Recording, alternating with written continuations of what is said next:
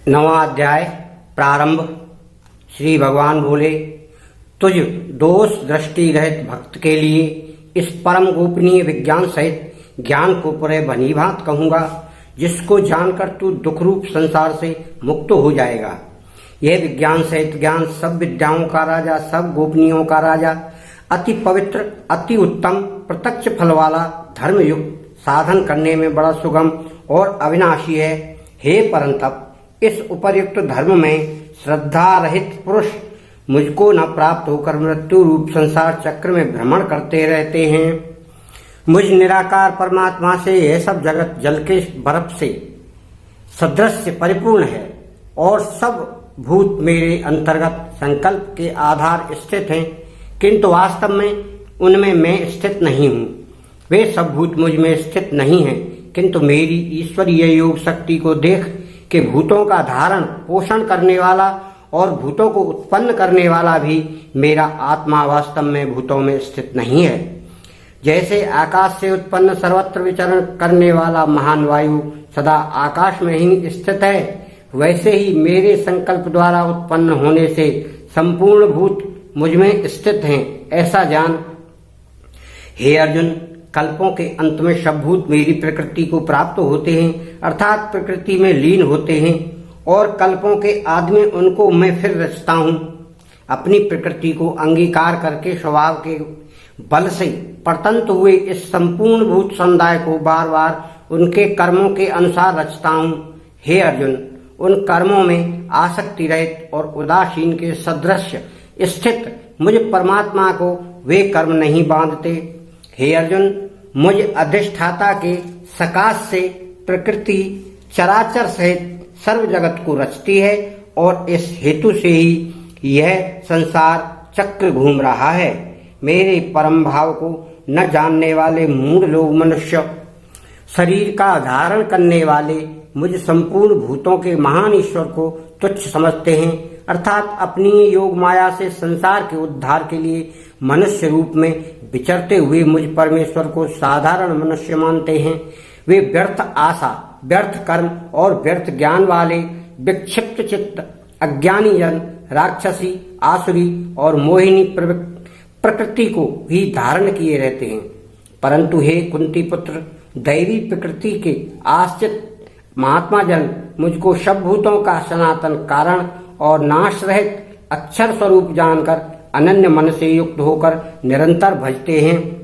वे दृढ़ निश्चय वाले भक्तजन निरंतर मेरे नाम और गुणों का कीर्तन करते हुए तथा मेरी प्राप्ति के लिए यत्न करते हुए और मुझको बार बार प्रणाम करते हुए सदा मेरे ध्यान में युक्त होकर अनन्य प्रेम से मेरी उपासना करते हैं। दूसरे ज्ञान योगी मुझ निर्गुण निराकार ब्रह्म का ज्ञान यज्ञ के द्वारा अभिन्न भाव से पूजन करते हुए भी मेरी उपासना करते हैं, और दूसरे मनुष्य बहुत प्रकार से स्थित मुझ विराट स्वरूप परमेश्वर की पृथक भाव से उपासना करते हैं। कृत में हूँ, यज्ञ में हूँ, स्वदा में हूँ, औषध में हूँ, मंत्र में हूँ, घृत में हूँ, अग्नि में हूँ और हवन रूप क्रिया भी मैं ही हूँ। इस संपूर्ण जगत का धाता और धारण करने वाला एवं कर्मों के फल को देने वाला पिता, माता, पितामह, जानने योग्य पवित्र ओंकार तथा ऋग्वेद, सामवेद और यजुर्वेद भी मैं ही हूँ। प्राप्त होने योग्य परम धाम, भरण पोषण करने वाला, सबका स्वामी, शुभाशुभ का देखने वाला, सबका वास स्थान, शरण लेने योग्य, प्रत्युपकार न चाहकर हित करने वाला, सबकी उत्पत्ति प्रलय का हेतु, स्थिति का आधार, निधान और अविनाशी कारण भी मैं ही हूँ।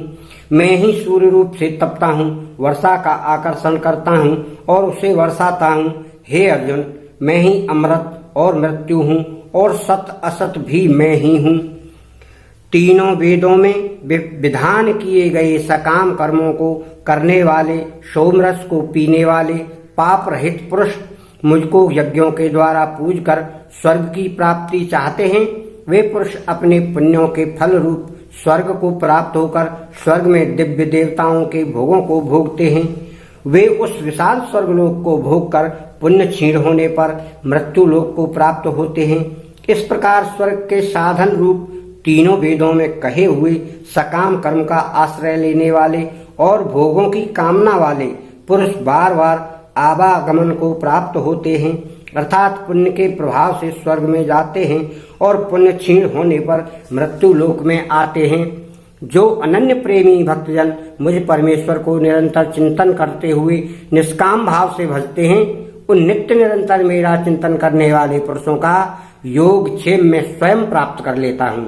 हे अर्जुन, यद्यपि श्रद्धा से युक्त जो सकाम भक्त दूसरे देवताओं को पूजते हैं वे भी मुझको ही पूजते हैं, किंतु उनका वह पूजन अविधि पूर्वक अर्थात अज्ञान पूर्वक है, क्योंकि संपूर्ण यज्ञों का भोक्ता और स्वामी भी मैं ही हूँ, परंतु वे मुझ परमेश्वर को तत्व से नहीं जानते, इसी से गिरते हैं अर्थात पुनर्जन्म को प्राप्त होते हैं।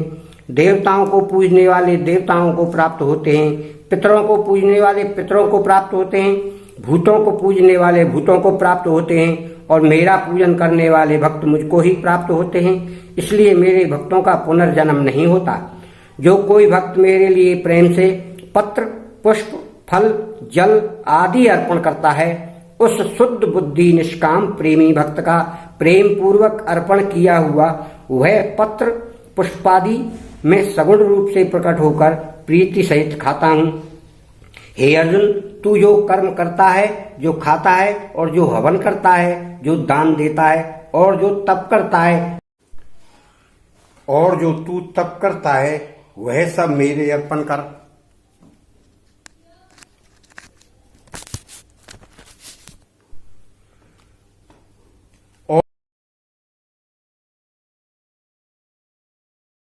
और जो तू तप करता है वह सब मेरे अर्पण कर। इस प्रकार जिसमें समस्त कर्म मुझ भगवान के अर्पण होते हैं, ऐसे संन्यास योग से युक्त चित्त वाला तू शुभाशुभ फल रूप कर्म बंधन से मुक्त हो जाएगा और उनसे मुक्त होकर मुझको ही प्राप्त होगा। मैं सब भूतों में संभाव से व्यापक हूँ, न कोई मेरा अप्रिय है न कोई प्रिय है, परंतु जो भक्त मुझको प्रेम से भजते हैं वे भक्त मुझ में हैं और मैं उनमें प्रत्यक्ष प्रकट हूँ। यदि कोई अतिशय दुराचारी भी अनन्य भाव से मेरा भक्त होकर मुझको भजता है तो वह साधु ही मानने योग्य है, क्योंकि वह यथार्थ निश्चय वाला है, अर्थात उसने भली बात निश्चय कर लिया है कि परमेश्वर के भजन के समान अन्य कुछ भी नहीं है। वह शीघ्र ही धर्मात्मा हो जाता है और सदा रहने वाली परम शांति को प्राप्त होता है। हे अर्जुन, तू निश्चय पूर्वक सत्य जान कि मेरा भक्त नष्ट नहीं होता। हे अर्जुन, स्त्री, वैश्य, शूद्र और पाप चांडाली योनि जो भी कोई भी हो, वो मेरे शरण आकर परम गति को प्राप्त हो जाते हैं। फिर इसमें तो कहना ही क्या है, जो पुण्यशील ब्राह्मण और राज ऋषि भक्तजन मेरी शरण होकर परम गति को प्राप्त होते हैं।